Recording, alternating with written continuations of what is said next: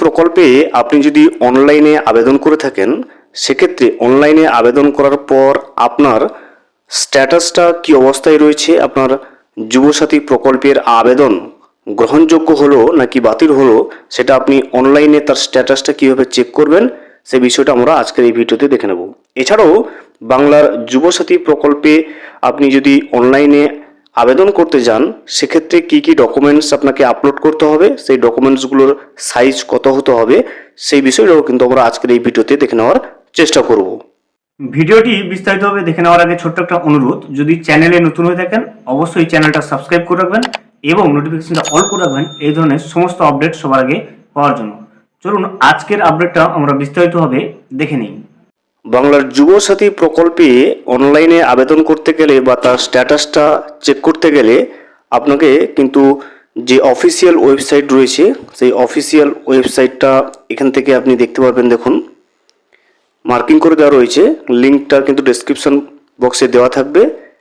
সেই লিঙ্কে ক্লিক করলে কিন্তু আপনি সরাসরি এখানে চলে আসবেন।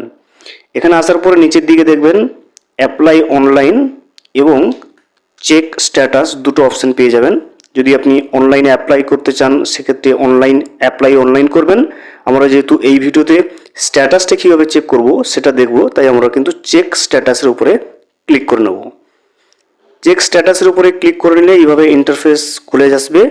প্রথমেই কিন্তু আপনাকে দুটো অপশন চাইবে এখান থেকে। দেখুন, এন্টার মোবাইল নম্বর, অর্থাৎ যুবসাথী প্রকল্পে আবেদন করার জন্য যে মোবাইল নম্বরটা দিয়ে আপনি লগ ইন করেছিলেন সেই মোবাইল নম্বরটা এখানে বসাবেন এবং এখানে দেখবেন সলভ 13+1 দেওয়া রয়েছে, অর্থাৎ 13+1 যেটা কত হবে সেটা কিন্তু আপনাকে এই ঘরে বসাতে হবে এবং নিচে গেট ওটিপি বা সিক্রেট পিন এর উপরে ক্লিক করতে হবে।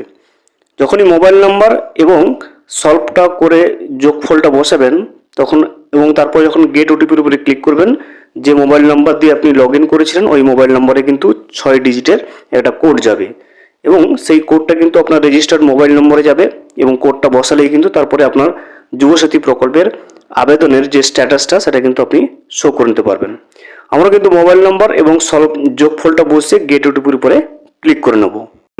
আপনি মোবাইল নম্বর এবং ক্যাপচাটা বা যোগফলটা বসিয়ে গেট ওটিপির উপরে ক্লিক করবেন, আপনার মোবাইলে ওটিপি চলে আসবে এবং ওটিপিটা বসিয়ে যখন আপনি সাবমিটের উপরে ক্লিক করবেন, আপনার সামনে কিন্তু এইভাবে আপনার যুবসাথী প্রকল্পের যে আবেদনের স্ট্যাটাসটা এইভাবে এখানে শো করবে। এখান থেকে দেখবেন এখানে লেখা থাকবে your application form has been submitted successfully, your application ID is, এখানে কিন্তু একটা অ্যাপ্লিকেশন আইডি দেওয়া থাকবে। আমি পার্সোনাল সিকিউরিটির কারণে এটা কিন্তু ব্লার করে রাখবো। তো আপনার এই পার্সোনাল অ্যাপ্লিকেশন আইডি নম্বরটাও পেয়ে যাবেন এবং আপনি যদি চান সেক্ষেত্রে আপনার অ্যাপ্লিকেশন যে ফর্মটা এখান থেকে কিন্তু আপনি ডাউনলোড করে নিতে পারবেন। তো এইভাবে কিন্তু আপনি চাইলে বাংলা যুবসাথী প্রকল্পের যে স্ট্যাটাসটা সেটা কিন্তু আপনি অনলাইনে চেক করে নিতে পারবেন। এবার আমরা দেখব যে যুবসাথী প্রকল্পে আবেদন করতে গেলে আপনাকে কি কি ডকুমেন্টস অনলাইনে আপলোড করতে হবে এবং তাদের সাইজ কত থাকবে সেই বিষয়টা কিন্তু আমরা এখন জেনে নেব। যুবসাথী প্রকল্পে আবেদন করতে গেলে অনলাইনে আপনাকে কিছু ডকুমেন্টস আপলোড করতে হবে। প্রথম রয়েছে দেখুন, মাধ্যমিক or equivalent admit card PDF only. দেখতে পাচ্ছেন এখানে যেটা রয়েছে, প্রথমেই দেওয়া রয়েছে মাধ্যমিকের অ্যাডমিট কার্ড পিডিএফ ফরম্যাটে হতে হবে এবং সেটা কিন্তু 300 কেবি হতে হবে। 2 নম্বরে দেওয়া রয়েছে কোন মাধ্যমিকের মার্কশিট হতে হবে, সেটাও পিডিএফ ফর্মে হতে হবে, সেটারও সাইজ 300 কেবি হতে হবে। এরপরে 3 নম্বরে দেখুন আপনার কপি অফ আধার কার্ড, সেটাও কিন্তু পিডিএফ ফরম্যাটে 300 কেবির মধ্যে হতে হবে। এরপরে 4 নম্বরে যেটা রয়েছে সেই বিষয়টা আমরা দেখে নেব। দেখুন 4 নম্বরে যেটা রয়েছে কপি অফ ভোটার কার্ড 300 কপির মধ্যে পিডিএফ ফরম্যাটে হতে হবে।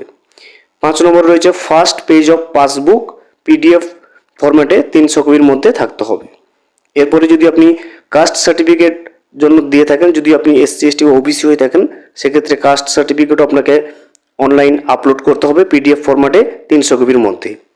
এছাড়া দেখুন পাসপোর্ট সাইজ ফটো আপনাকে হতে হবে, জেপিজি অথবা পিএনজি, সেটা কিন্তু 50 কেবির মধ্যে হতে হবে এবং সিগনেচার আপনার একটা লাগবে, সেটা কিন্তু 50 কেবির মধ্যে হতে হবে এবং জেপিজি অথবা পিএনজি ফরম্যাটে।